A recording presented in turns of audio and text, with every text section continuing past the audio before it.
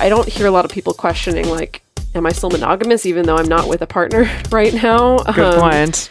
Usually someone who wants monogamy is still pretty clear on, like, no, that's what I'm looking for and that's what I want. If you're happy with the same old ways of dating, If you enjoy sucking at communication, and you have no desire to improve your romantic life, then our podcast might not be for you. but if you want some out-of-the-box ideas to deepen your current relationships, broaden your sexual horizons, develop a better understanding of yourself, or learn more about non-monogamy, Then you've come to the right place. I'm Jase, I'm Emily. and I'm Dedeker. and this is the Multiamory Podcast. Songs I know I did, forcing me to form myself to fit. On this episode of the Multiamory Podcast, we're talking about the Polyamory Board of Directors, who review all applications to become polyamorous, as well as administer quarterly compliance evaluations. This week, we're giving you the top 60 tips for passing your polyamory qualification test. Lies. JK, it's like, So such lies, so many really- lies, such I lies and appreciate- hogwash.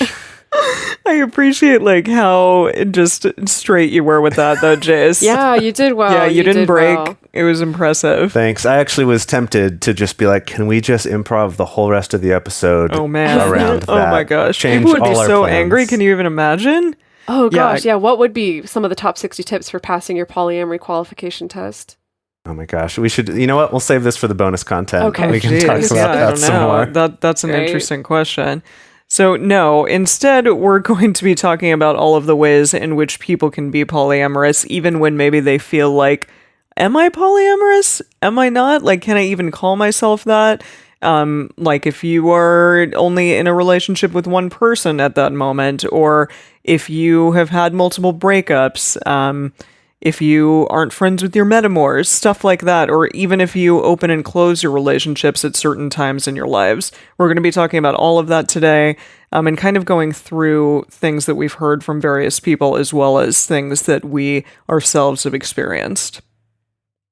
I think it's interesting that this question comes up for people a lot, and I don't know if it's like I don't know. I think it's funny because it's like, the joke is always that, like, millennials hate putting labels on things, but at the same time, I think like did.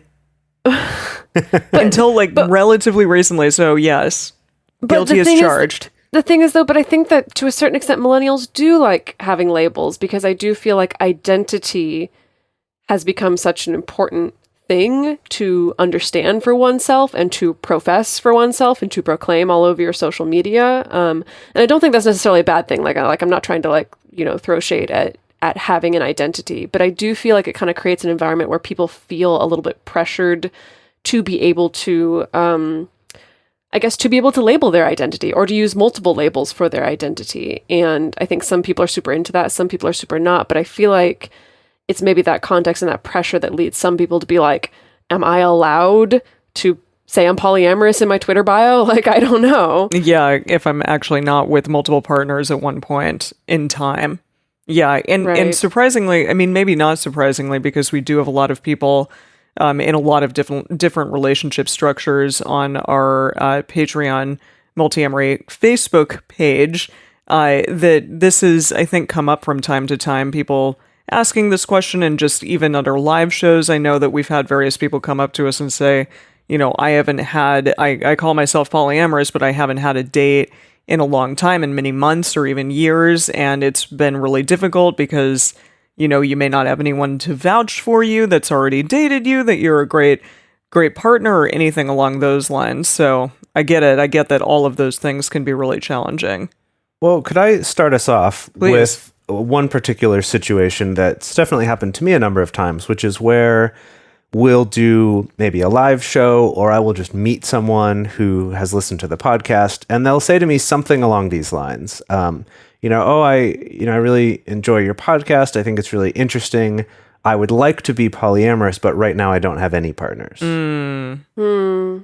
And usually my answer to that person is, you could be polyamorous if you want to, because it's not determined by the number of relationships you have, but by what you expect from those relationships and how you conduct yourself in those relationships. Yeah. What do you think about that? I mean, is there some truth to like, well, I'm not polyamorous yet, but I want to be, or can you just be it before you even tried it? Well, I think it calls up that same question of, I mean, like, so I'm inclined to, I think people make this comparison a lot, that it's like, well, you can be bisexual or pansexual, but that doesn't mean that you have to be dating people of multiple different gender identities at the same time. Like, maybe you just have one partner who identifies in one particular way, but that doesn't change the fact that you still feel attracted to or drawn to or interested in people of multiple gender identities. But then, of course, the follow-up question to that, it always leads into the debate of like, well, is polyamory or non-monogamy? Is it a sexuality? Is it a sexual orientation? Is it a choice? Is it, like, and I don't want to get into that debate because the fact that it's like, there is no clear answer to that question, and there probably won't be until there's some kind of hardcore research into that. So I guess for me, I kind of feel like, honestly, like, I think that if your principles, I don't know. I think it is kind of like something more inherent, I suppose, where it's like, even if you're not dating multiple people at that particular time, or if you're single or for whatever, but like, if this is what really feels true to you and feels right to you, like, I think it's okay to proclaim that identity. Well, both of you discussed principles as like a delineation, I guess, between one or the other, between potentially being monogamous or more of that mindset versus a more open or polyamorous mindset. So what are some of those principles or thoughts that one would like say is inherently one versus the other?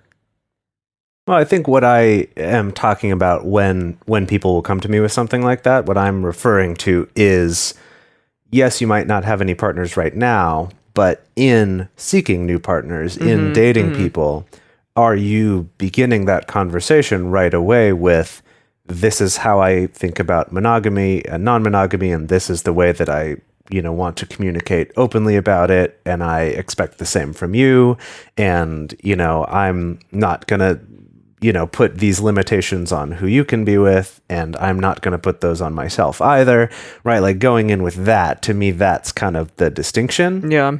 However, I mean, I could also make an argument for saying, well, I think I might want to be polyamorous, but I don't know because I haven't tried it yet. And I think that's a little different than like, I definitely want to be this, but I'm not yet because I don't have partners, versus I think I want this, but I haven't tried it.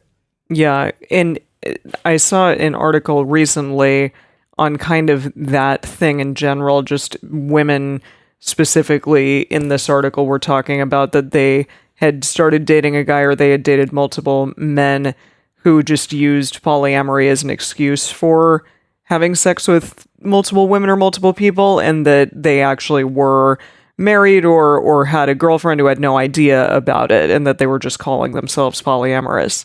And so obviously, yeah, from an ethical standpoint, that's a real problem and not something that one would want to do. And I don't think that that person obviously is polyamorous. They're just an asshole.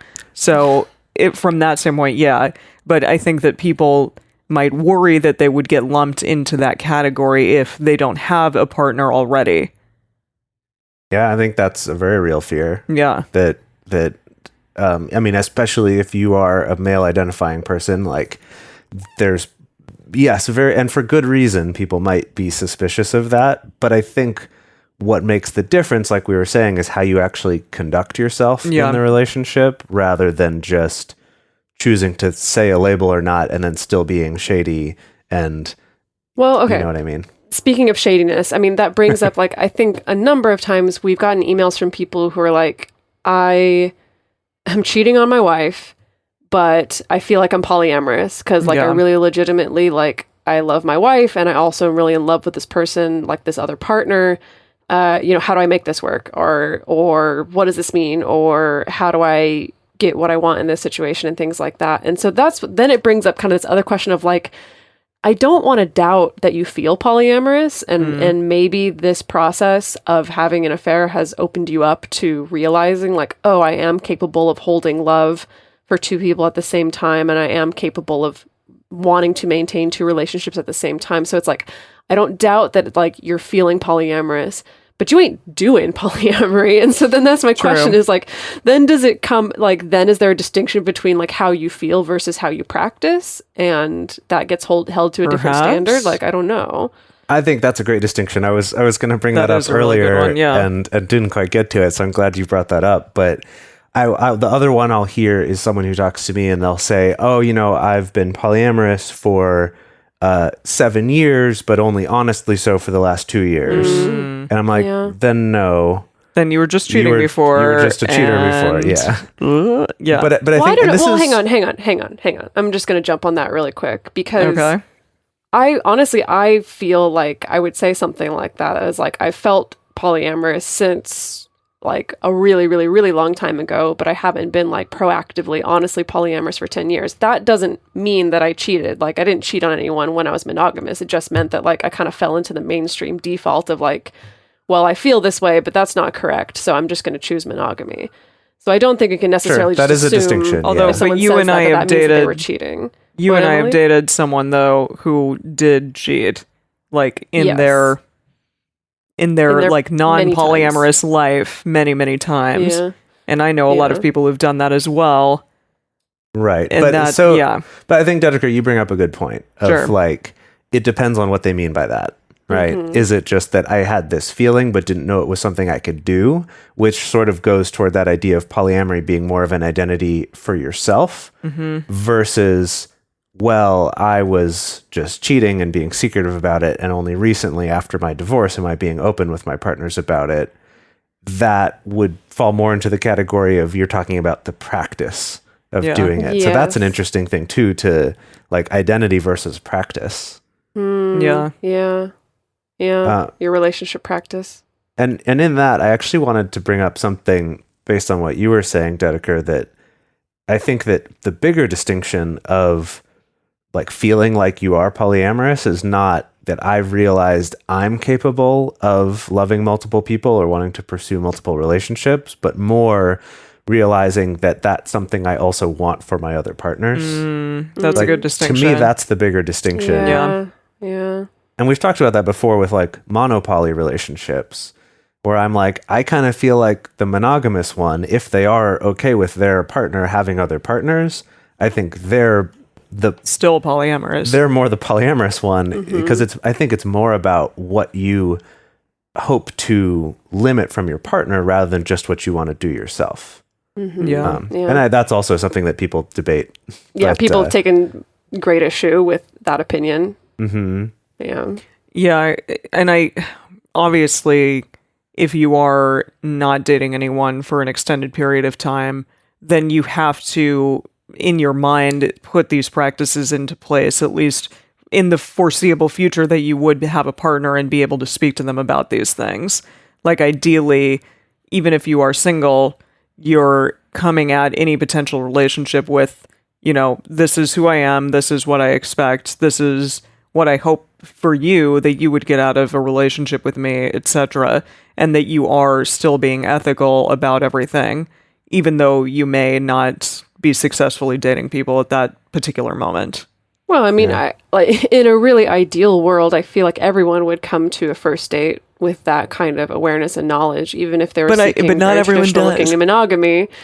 I know Sure. that's true, but really though, like when you're trying to find a long-term partner, whether that's just one partner or whether that's multiple partners, being able to have a sense of shared values is important. And I feel like, that's why, on this show, like we try to talk about conscious monogamy. I think we should be talking about it more because I think that is also part of it, is like also having this very conscious awareness of your values and what it is that you want, but it is the kind of thing that it's like, if you're single and monogamous, I don't hear a lot of people questioning like, am I still monogamous even though I'm not with a partner right now? Good point. Usually someone who wants monogamy is still pretty clear on like, no, that's what I'm looking for and that's what I want. Yeah. So I guess on Yeah. that side of things, and I guess there's Well, maybe often not quite the same debate around, is monogamy a sexual orientation or not? I suppose. Yeah, I mean, don't know. it Is generally, there? like, the precursor to monogamy often is, well, we're dating multiple people, and then, okay, we're going steady. Is that still a thing people say? Or, like, Sure. we're not dating anyone else. We're, exclusive. That's the term that I was looking for. Yeah. Mm-hmm. Yeah. Yeah.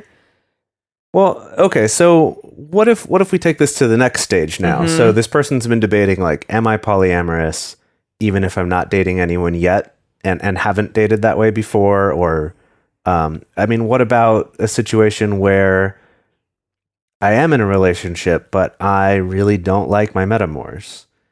Or I feel a lot of jealousy of my partner, even though, you know, intellectually I'm like, polyamory makes sense to me, yet I still have these emotional reactions that come up. Am I maybe not actually polyamorous? I feel like Dedeker, what that would you question say to comes that? up.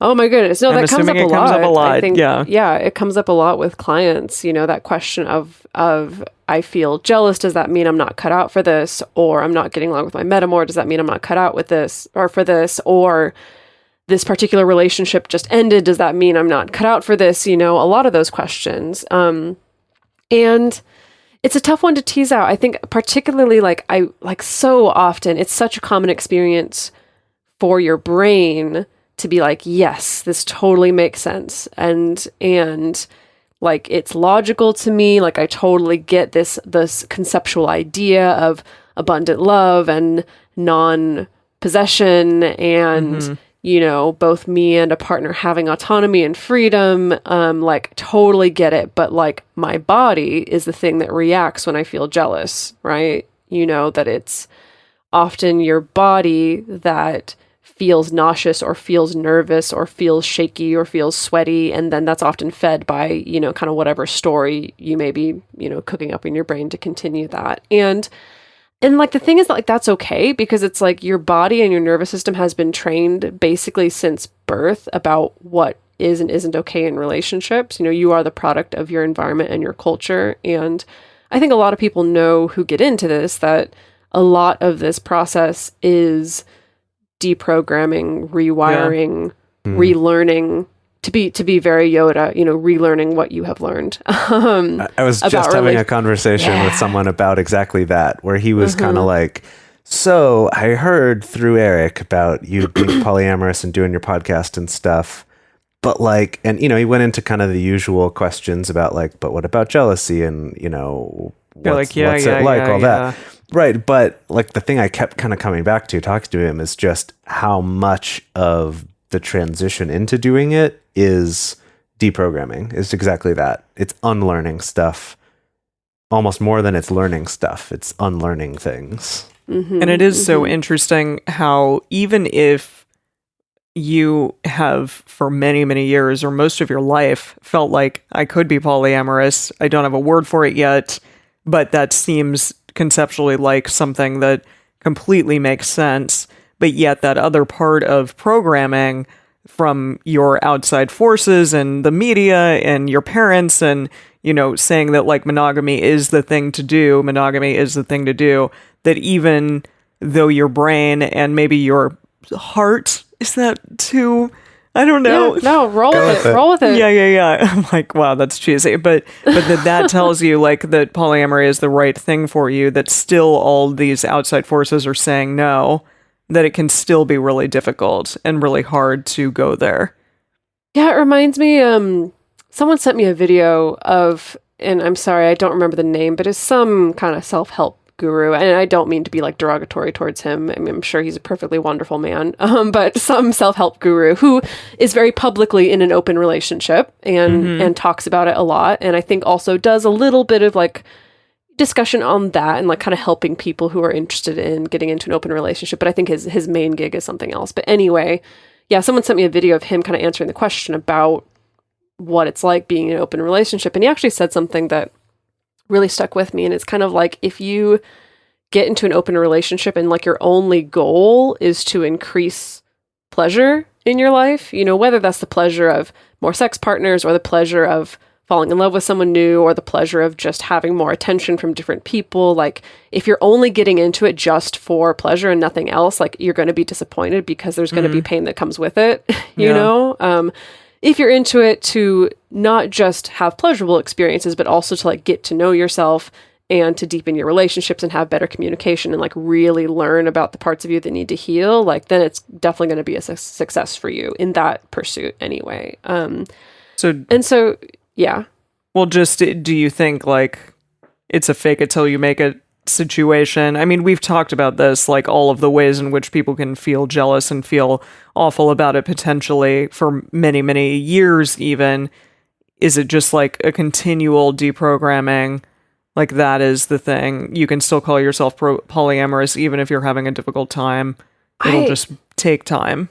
I mean, I don't know. Where I've landed on this is kind of this idea that it's like, if you're going to be in a relationship with a human being, you're going to get hurt and you're going to hurt the other person, whether that's majorly like huge, awful, devastating heartbreak, or whether it's like tiny, minor things that happen on a day-to-day basis that hurt. Like that's going to happen regardless of if you're monogamous or not. And so for me, I'm just kind of like, yeah, you know, living this way and practicing this way, it's brought me a lot of pain and it's also brought me a lot of really amazing things. And I'm like, it seems worth it to me. Like that's how it feels like to me now, is it feels worth it to me. You know, I wouldn't, but I also have the suspicion that I feel like even if I was monogamous from day one, that I would probably end up with the same trade-off of pain to pleasure, really. Like, sure.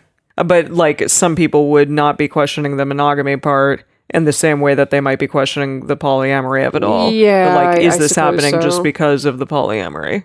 I suppose so, yeah. Yeah. Yeah. Well, I mean, I just wanted to share like a little bit personally that I found that like overall the experience of transitioning from having monogamous relationships to being polyamorous for me was, you know, one that took some time and has gotten to a place of relative calm, like calmer even than my monogamous days, possibly because it's a better fit. Like it's more accurately, it more accurately represents, you know, how I think about the world and what makes sense to me. But it was still a transition because of all that unlearning. And I know that for me specifically, because of whatever about my upbringing in this culture or my family or my friends or whatever, that something that I think was kind of one of the longest struggles for me to reprogram was kind of my approach to being competitive with other men. So specifically, if I was dating women who were dating other men, the like feeling like needing to be competitive over things or like being envious or jealous of things that they got, even if I was still getting everything that I needed and like everything should have been good, but like that competitiveness was so ingrained that it was even hard to become aware of. I would think it was all these other things when, as I, you know, very slowly kind of chipped away at that, realized like, oh, like that's there. And that doesn't mean it's even gone entirely, but now it's like it comes up and I'm just like, oh yeah, that's that thing. Let's not worry about that so much. I mean, and it just goes away so quickly. That's an impressive amount of self-evaluation that I honestly just think maybe some people aren't willing to do. Because again, in order to deprogram, you have to like look at yourself and you have to look at all of the reasons why those things stick with you and why you choose to let them have any, I don't know, any weight in your life. If that's not what you want. If you want to move forward and move past it and maybe, you know, and become this different thing or this thing that you weren't initially, but want to be. And yeah, you have to ask yourself, like, why am I keeping with the old ways? So that's impressive, Jase. That's good. Even if you don't always do it all the time, that you at least know what's happening. Well, as I say to a lot of people, and I'll, to be totally honest, end up saying to myself most of the time, is the thing that you think is the thing is probably not the thing. As in, I don't know, when you have like your own shit and your own trauma and your own baggage or your own insecurities, it's like, it's so easy for your brain to come up with a reason why you're upset that's not actually like the insecurity or the baggage or the trauma. Like to create a problem to fix. Yeah, well, it's I think particularly like create an external problem to fix. Like I think it could be so easy to be like, well, the reason I'm upset is because he texted me 10 minutes later than I thought he was going to be, and like we need to have a talk about our texting and like when we text each other and how we communicate with each other. Like that's what needs to happen. And you know, I don't want to discount like if there are issues in your communication or if there are little hacks that would make your lives easier, like definitely do that, but it does require this really critical eye of like, understanding that your brain is going to be able to fill in a convenient and safe feeling excuse, essentially, for why you're feeling shitty in a particular moment. Because, I think our brains and our minds don't really want to look at themselves. We want to give ourselves like the uber benefit of the doubt. Yeah, definitely. Well, I feel like, I love these deep philosophical conversations, but I'm going to try to circle us back around to what we're talking about, which is this idea of like, essentially, what does it take to count as polyamorous? Is there such a thing? Is that a ridiculous question to ask? And I think we also get people who come to us and ask about like, let's say I have a primary relationship. Like, let's say I choose to have a primary relationship. We've opened and closed our relationship a couple of times, or sometimes we do it at specific times. Is that okay? Does that count as polyamory? Does that count as some other form of non-monogamy? What do y'all think about that? Well, okay. We've talked about this before, but Jase and I did this very early on in our polyamorous relationship. Because at the time, I will say neither of us were dating anyone. We had dated people. I had gone on a lot of dates. Jase had at least one sort of longer term 3-month relationship or something. I don't even think it was that long, but long term, a couple of months. Yeah. But you had actually had like some people that you were dating or that you had successfully gone on some dates with, whereas I was going on a bunch of terrible, awful dates and feeling really not good about things. And so we did choose to close for a while and then eventually opened again. And I think there's a difference when lives are not being changed. I thought you were going to say when lives are at stake. No, when lives are like not being, changed and hurt and broken. And, when a secondary, for example, is not being profoundly hurt because all of a sudden the primary is like, we got to stop this. I'm not feeling good kind of thing. Mm-hmm.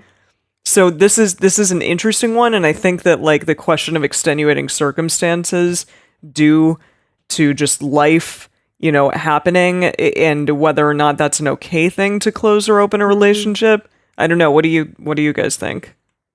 I feel like, I know on other episodes we've talked, sometimes this gets into a conversation around hierarchy and like is strict hierarchy ethical or not. And so, if you're listening to this, you can go listen to like those episodes if you want more of a discussion about that. But I think at least where I've landed now, it's just, and I think, part of ethics is understanding that your actions have impact.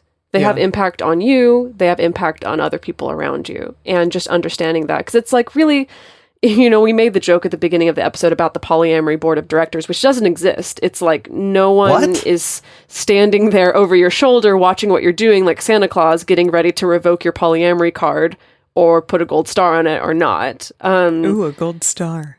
And so it's like that means, no one's really policing you. And so that means you can do what you want. Like if you want to close your relationship, you can. It's just you have to understand that there's impact there, and it's about evaluating what that impact is. And I would make the argument like there's impact even if you're not having to like break up with other people in order to close your relationship. Even if you've opened, maybe neither of you are dating someone, or maybe neither of you even gone on a date and you decide to close your relationship, like there's still impact there. There's still impact on how you relate to each other. There's still impact on how you communicate with each other. There's still impact in the sense of like, I guess, I don't know. I feel like, when you do a lot of the back and forth open close things, just that there's impact, that it's like, I think that I often see it results in like, sometimes people feel a little bit more unstable. People feel a little bit more confused of like, are we doing this open thing or are we not? Is it safe for me when we say that we are open? Is it safe for me to date someone or is it not? Like, because I don't know if we're going to close again, or if it's closed, is it going to be safe for me to feel like it's closed? Because I don't know if we're going to open it again, So I think there can still be impact there, even if you're not necessarily dating someone or like having to break someone's heart or disrupt someone's life to break up with them in order to close the relationship. So yeah, absolutely. I think that's kind of where I land, is that it's like, I can't necessarily tell you that what you're doing is good or bad or what, but just understand that there's impact, and it's kind of up to you to be aware of that and know if you're okay making that kind of impact or not. That's my soapbox.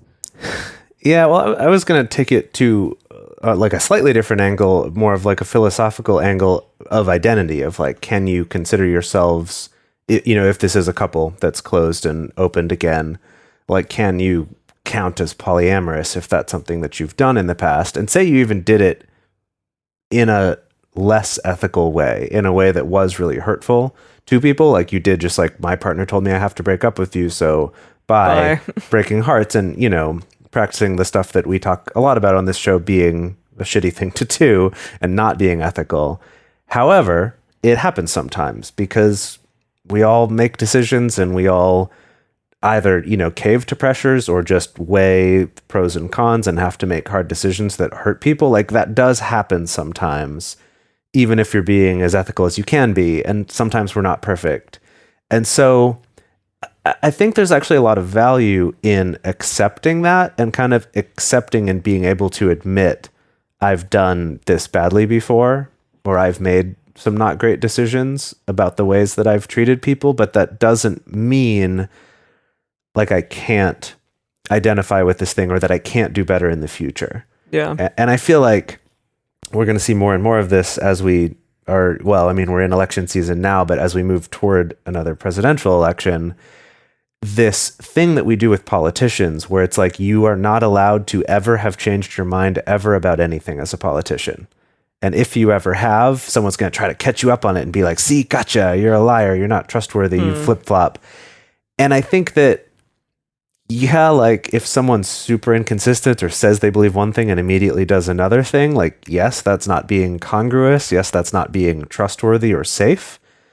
But on the other hand, I think there's a ton of value to being able to change our beliefs and to learn things and to keep growing as people, instead of being like, nope, all my beliefs have been fixed, and every new thing I believe, I have to relate somehow back to how it's justified by other things I've said that I believed.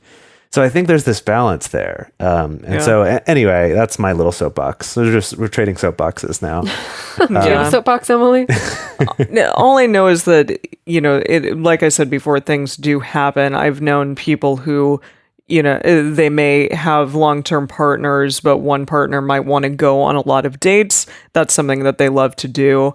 But when they got pregnant, the primary partner said, hey, is it okay if during this time, like, we not go on any new dates, because I'm not feeling great about my body right now, or it's just a challenging time for me because of the pregnancy, and I don't feel like I want to go on new dates. So maybe together we can not do that during this 9-month period, or during this 18-month period or something when the child is very young.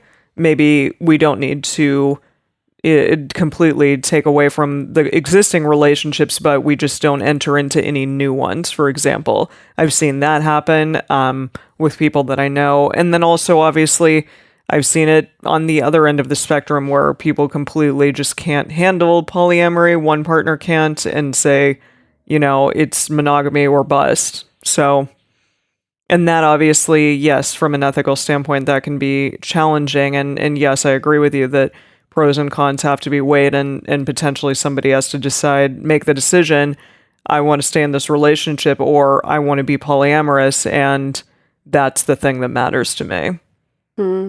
So that it's the person's decision, of course, but being ethical about it is incredibly important. Of course. Well, I feel like a lot of people end up in a bind, like, let's say in that situation where it's like, maybe I really jive with being non-monogamous, but my partner's having a really, really hard time, and I feel like we need to close the relationship, or else this person's going to leave me, or it seems like they're really, really getting hurt by this. And so, of course, we end up in this ethical bind. It's this idea of, like, it feels unethical to be doing something that my partner feels so harmed by or so upset by. And again, like, I'll just come back to the same thing of, like, it's okay to make the decision that feels right to you, and that feels like, I don't know, it's the best choice for you in that particular moment. I think that some people kind of fall into some mistaken thinking of, like, if I've made a choice that means I'm, like, supporting my primary partnership, or I'm protecting my primary partner, that means it's 100% an ethical choice, and like any harm that I caused is canceled out. Like, I think sometimes people fall into that, of this idea of, like, well, I've chosen to that like support trumps everything else. Yeah, for lack of a so better that kind word. of trumps everything else, and I think it's kind of the same thing where it's like, I don't know, Americans, we love a black and white, don't we? And we love being able to say this is right so hard. and this is wrong, but it does come down to shades of gray essentially, and I don't know, it is just that. It's just kind of evaluating what the impact is. But I think that just because you made a choice to like protect your marriage or to protect your relationship, like maybe that's a good thing, but it doesn't mean that like you didn't cause any harm, I think. For sure. Oh, absolutely. Yeah. Well, that's a lot of fun things that we talked about. I think, yeah, overall, with these things that we just discussed, the takeaway that I have is if you're doing things in an ethical manner with a lot of thought and a lot of introspection behind them, then generally, like if you call yourself polyamorous, then you just need to be doing things in an ethical manner and be having the forethought to be like, okay, if I'm not in a relationship now, the relationships that I will have in the future are going to look like X, Y, and Z. And maybe some intentionality. Yeah, intentionality behind it, exactly. Well, I don't know, Emily. I don't know if you get to count yourself as polyamorous just for believing that. Because you do it different than me, so I don't think you get to be in this club. Oh, I see what Jase is doing here. Are you about to gatekeep, which we're going to talk about in a little bit? Yeah, I was going to say Jase is gatekeeping, and I almost called him Gase. Like, he's gatekeeping. He's gatekeeping. Gatekeeping, yes. He's gatekeeping, yeah. That's weird. Okay. All right, and with that, we're going to get into gatekeeping. So, what is gatekeeping? Why don't you tell us? The Oxford English... You gotta keep those gates. Don't let them get away. Exactly. Well, for those of you who don't know, the Oxford English Dictionary has a definition, and here it is. It is the activity of controlling and usually limiting general access to something. So why do we want to talk about this? Gatekeeping. Well, okay. So this gatekeeping as a term comes up in a lot of circles, and I think in a lot of online communities, because it often manifests as, the act of barring some kind of individual from entering into a space or participating in a discussion that they are otherwise entitled to. And this is often done by an authoritative figure. And so what this looks like in real world terms is something like trans-exclusive radical feminists, where it's no, trans women are not allowed in the discussion around women's rights or women's bodily autonomy or beauty standards or things like that. Or things like, again, in feminist spaces, like preventing Black women from being able to talk about how race plays into their experience of misogyny, of preventing Black women from being able to talk about misogynoir as it is. And I think that I've seen it pop up definitely in non-monogamy friendly spaces or polyamory friendly spaces, because it can be very easy to, again, start getting down to brass tacks around like, well, what you're practicing is polyamory, but what you over there are practicing is not polyamory. And so you don't have a voice in this discussion, or you can't enter into this space, or we don't want you here. And I think that's when it kind of tends to usually come up. Yeah. Yeah, I mean, another place that I know this comes up is with bisexuals in the gay community. That sometimes there's this kind of like, sorry, like you can't be a part of the leadership of the, queer youth department at this university because you're bisexual. So you're not really gay. Interesting. Right. Well, so that brings up another interesting point, is that gatekeeping, it can come from within a community, like let's, using polyamory as an example, like people who identify as polyamorous calling out other people who are also wanting to identify as polyamorous for not being poly enough, essentially. So it can come from within a community. It can come from outside a community. So an example is like women who are geeky and play video games. For a long time, there's been this sense of gatekeeping of like, no, you're not a real geek. Sometimes it does boil down. You're not a real geek just because you're a woman, know, or no, you're not a real gamer because you don't play MOBAs, or no, you're not a real gamer because you don't play these kind of games. Well, and this came up in a very, political, what am I trying to say? Political and like press related way with all of the stuff with Riot Games. Yes. Yeah. And that. It was very much that culture there. Where they tried to like backpedal on like how they defined being a real gamer because they were doing some of that stuff specifically to try and exclude women. Yep. Yeah.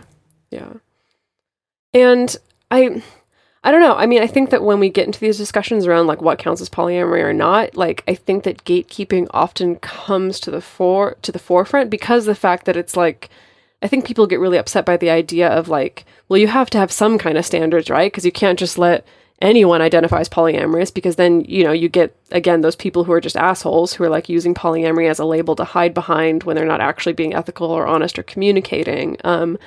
And so I think people struggle with this idea of like, what is just making a distinction? What is protecting a community? What is gatekeeping? What are your thoughts? I think you've just hit on the heart of the whole challenge. And I think that to go back to what we were saying before is that we, especially as Americans, are so desperate for a black and white. It's like, just give me the rubric, like give me the rules by which I can decide if I'm gatekeeping or not, you know, and that you'll end up with people all across the spectrum on like where they land on that decision, but they're trying to put it in like axioms or like little definitions or little like, I can just check this box or these couple boxes and know that this is okay. Or if it checks these couple boxes, I know it isn't okay and it's bad gatekeeping.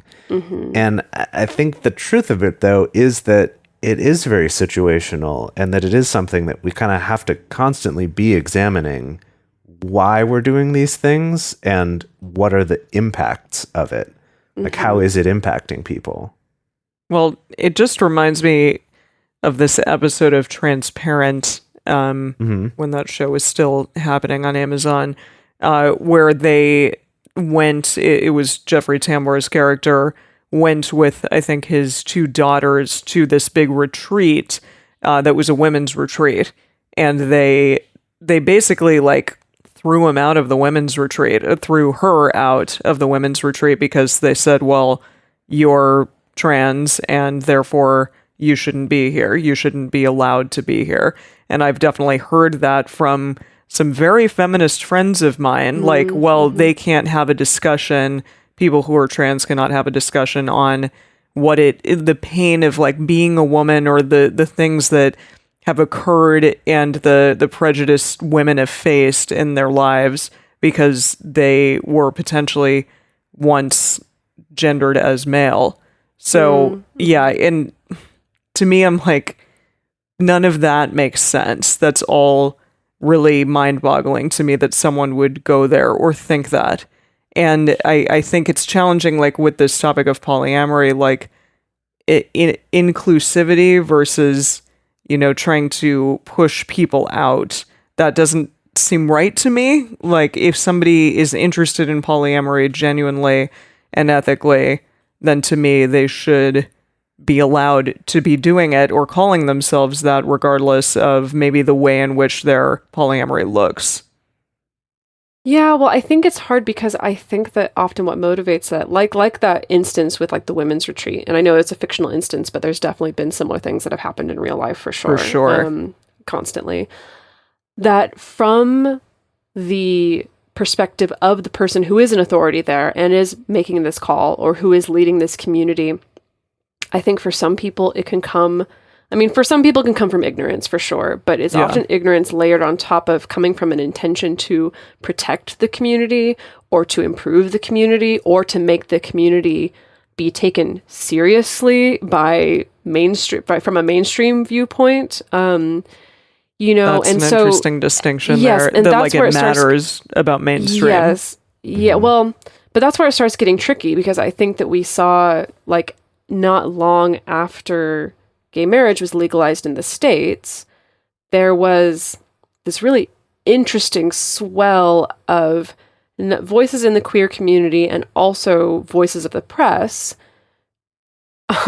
really sometimes unintentionally, I think, bashing on the idea of non-monogamous relationships because there was this standing argument of like, well, if you legalize gay marriage, then what's to stop us from legalizing bestiality or legalizing bigamy or polygamy or whatever? And so there were all these articles coming out being like, see, gay marriage is fine. And don't worry, there's no way non-monogamous marriages would ever work out. So like, we don't need to worry about that. So, and I think there were also voices in the queer community being like, hey, all you weirdos over there practicing non-monogamy, please don't make this worse for us. Like, we just won these rights to have traditional marriage. And so, you need to stay over there and stop making us look bad. And so like, I see it coming, and that's where the mainstream values thing comes in, is that like, we understand that from a mainstream viewpoint, having multiple partners is weird, but having just one partner is okay. And so if I can kind of sell you on the idea of like, oh yeah, I'm gay, but I have just this one partner and my marriage looks exactly like yours, that's kind of an easier sell. And so anyway, that was a really long-winded way of getting around to the fact that like, I think from from the side of the person doing the gatekeeping, like, I think it's often motivated by that fear of like, we can't just let anyone into this community. We need to protect this community. We need to hang on to what it is that we already have. And then the impact of that is often creating more divided communities within already vulnerable communities and like breeding a lot of infighting and stuff like that, which I think is, is obviously not great for everybody. Well, yeah, because we've even had it in our own group at some points, and I definitely see it in like the Inspired Women of LA group. My goodness, people just go really angry at one another in that group. And I think that it does become maybe not so much gatekeeping in there, but just my way of thinking is best and yours is not okay kind of thing. And I understand that like if people are obviously being disrespectful or racist or bigots or any of those types of things, that obviously like that needs to be addressed. But where is the line crossed at even just conversations surrounding polyamory or anything? Where is the line crossed on like, okay, this is okay, but this isn't? And I guess in our own group, I mean, obviously we have guidelines and one needs to adhere to those guidelines, but the reason why we made guidelines instead of rules is because we understand that there is context-specific stuff there. Yeah. Right? That it isn't something that you can just set in advance. And say, like, this will do everything for every single circumstance that ever happens, of course. Yeah. Right. Like, to bring this into a non-relationship, non-gender-related field, that in law, that's something that's actually a big difference between the way contracts are written up in different countries. That there are some countries like ours, like America, who tries to do that. Like, we're going to spell out every single possible thing we think could ever happen, and then have catch-alls for the things that don't quite fit those, and then we argue over those, and like that's how we approach the law. Whereas there's other countries who will have much shorter contracts, and the way that they would explain it is like, well, we go into the contract knowing that we can't anticipate everything that's going to happen, and if there's a dispute, it's going to have to get resolved, but the way to do that is through making the intention of the contract clear rather than every single little condition and thing that could possibly maybe happen in the future. Because we love the black and white and the letter of the law. We do. I know, fascinating. Yeah. So even as you were just talking, Emily, you were talking about like, well, these things obviously cross the line. And I'm like, well, that's obvious to you, maybe, but that might not be like obvious to someone else. Or even if they said they have the same obvious line, where that line is might be different. Yeah. No, you're absolutely right. And it's so challenging on like the internet also. Well, the internet's a terrible place. I think that's black and white. The internet's a terrible place. No, I'm just kidding. It's not, because there's wonderful places like our communities online. Exactly.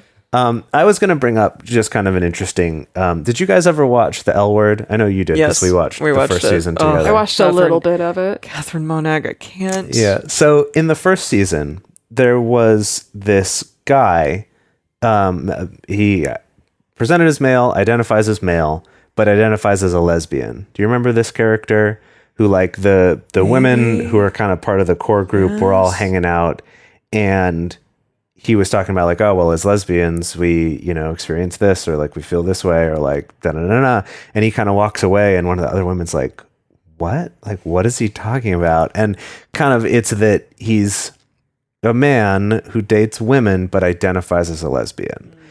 I bring this up because I think it's an interesting, I could definitely see an argument for either side about should this man be able to be included in a like lesbian discussion community, group or yeah. a community or something like that. And I think that's why they had it on the show, is to kind of bring up the fact that that is a difficult thing. But you see what I mean? Like, I feel like no matter where you try to like lay down your rules about like who can identify as polyamorous or who can identify with whatever gender, there's other things where it's like, oh, well, shit, we didn't account for that. Like, he's not saying he's a woman, but he is saying he's a lesbian. How does that fit into our rules? Like, I don't know. And again, I think we get into problems when we try to make things Account black for and absolutely white. everything, yeah. Right.